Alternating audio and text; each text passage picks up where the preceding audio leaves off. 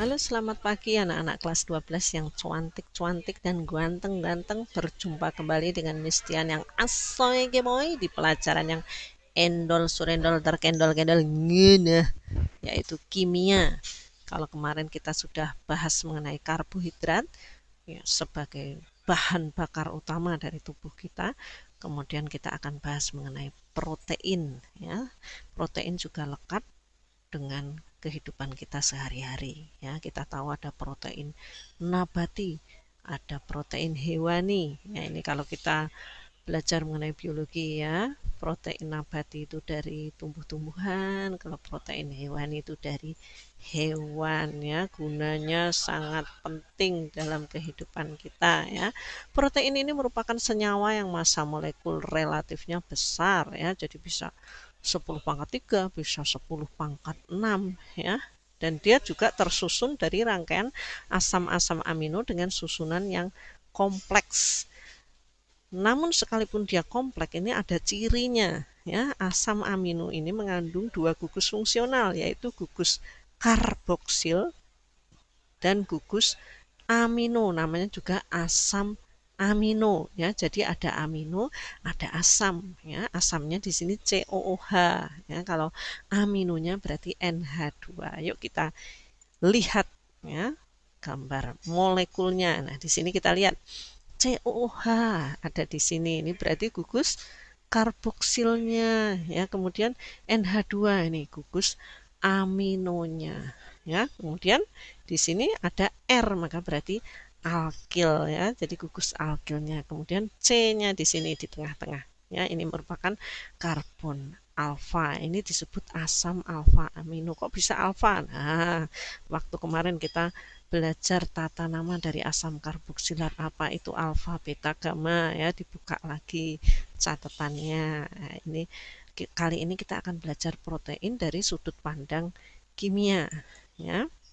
Nah, dalam molekul protein, asam-asam amino akan berikatan bersama membentuk rantai yang panjang dengan mengeliminasi air dari gugus NH2 dan COOH ya. Jadi dia membentuk suatu polimer yang panjang, tetapi ada gugus yang dibuang di sini ya. Nah, molekul yang dihasilkan disebut molekul peptida dan ikatan yang dibentuk disebut ikatan peptida ya. Nah, karena dia mengeliminasi air, berarti ada yang dibuang ya. Berarti ini masuk polimerisasi apa? Ayo. Polimerisasi kondensasi ya. Karena apa? Monomernya ini ya di sini ya ada yang dihilangkan. Kalau adisi tidak ada yang dihilangkan, hanya memutus ikatan rangkap ya. Tetapi kondensasi itu cirinya ada molekul kecil yang dihilangkan ya. Di sini OH-nya dibuang, yang di sini H-nya dibuang sehingga C bisa bergabung dengan N. Nah, yuk kita lihat hasilnya di sini sebelah sini. Trit ya. Nah, C bergabung dengan N sehingga membentuk CONH. Inilah yang disebut ikatan peptida. Nah, ikatan peptida ini merupakan ciri dari protein. Ya, nah, H2O-nya tadi dibuang ya, dieliminasi di sini. Oke. Sifat-sifat protein adalah sebagai berikut. Yang pertama, tidak menunjukkan titik cair tertentu dan juga tidak dapat disuling. Kemudian dia bersifat koloid hidrofil ya. Hidrofil berarti apa? Suka air ya. Ayo dibuka lagi pelajarannya mengenai koloid ya. Di situ ada hidrofil, kemudian apa? Hidrofob ya dan sebagainya. Larutan protein ini bisa diendapkan dengan penambahan larutan natrium klorida pekat. Kemudian juga MgSO4, amonium sulfat, alkohol, aseton, asam dan basa ya. Oleh asam-asam encer, semua ikatan peptida protein ikatan peptida ya akan dipecahkan secara hidrolisis menjadi asam-asam amino ya. Kemudian hidrolisis protein ini juga dapat dilakukan oleh enzim protease.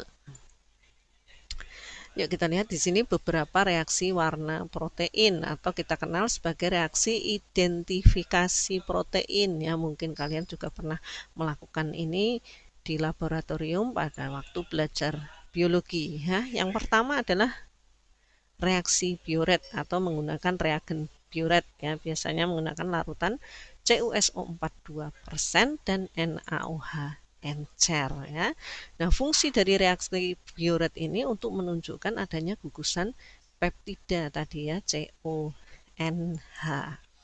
Hasilnya apabila positif ya, positif mengandung protein, maka dia akan terbentuk warna ungu atau merah muda.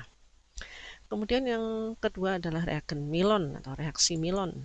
Ya, di sini yang digunakan reagennya adalah merkuri nitrat dan asam nitrit ya. Merkuri nitrat ini rumusnya seperti ini, merkuri nitrat ya yang ditambahkan dengan asam nitrit. Fungsinya untuk menunjukkan kandungan tirosin ya. Jadi masing-masing reaksi ini spesifik ya, apa yang ditunjukkan. Apabila positif, dia akan terbentuk jonjot merah. Yang ketiga adalah reaksi santoprotein. Ya, reagen yang digunakan adalah asam nitrat pekat. Fungsinya untuk menunjukkan kandungan inti bensen. Jadi apakah protein tersebut mengandung inti bensen? Ya, nah apabila dia positif akan terbentuk warna kuning. Kemudian yang keempat adalah tes terhadap belerang. Reagen yang digunakan adalah NaOH dan larutan timbal nitrat ya, Pb NO3 2 kali. Di sini fungsinya adalah menunjukkan kandungan belerang, namanya juga tes terhadap belerang ya, di mana dia akan terbentuk PBS ya, sehingga hasil positifnya akan terbentuk endapan coklat sampai hitam. Nah, ini dari PBS-nya ini sendiri ya. Jadi untuk menunjukkan apakah dalam protein tersebut terdapat belerang. Oke, sampai di sini dulu pelajaran kita.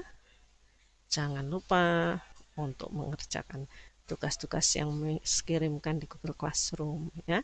Dan juga nanti akan ada kesempatan untuk kita bertemu lewat Google Meet. Kalian bisa bertanya dan Miss juga bisa menunjukkan beberapa tambahan ya mengenai protein ataupun senyawa-senyawa organik yang lain. Oke, selamat belajar.